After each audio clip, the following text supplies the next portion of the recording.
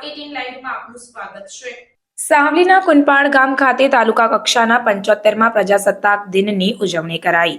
સાવલી તાલુકાના કુંપાળ ગામ ખાતે પ્રાંત અધિકારીના હસ્તે 75મા પ્રજાસત્તાક દિનની ઉજવણી રાષ્ટ્રીય ધ્વજ ફહેરાવીને કરવામાં આવી। શાળાના વિદ્યાર્થીઓ દ્વારા અનેક દેશપ્રેમ પ્રદર્શિત કરતા સાંસ્કૃતિક કાર્યક્રમ પણ રજૂ કરાયા હતા।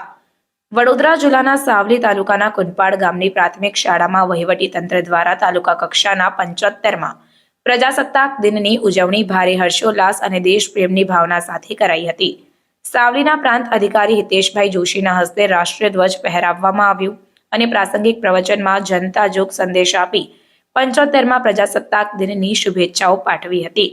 આ પ્રસંગે શાળામાં અભ્યાસ કરતા વિદ્યાર્થીઓ દ્વારા અનેક દેશપ્રેમની સાંસ્કૃતિક કાર્યક્રમ રજૂ કરાયા અને પ્રતિભાશાળી શિક્ષકોને અને પંથકના ઉચ્ચ શિક્ષણ પ્રાપ્ત કરેલ વિદ્યાર્થીઓને સન્માનિત કરવામાં આવ્યા।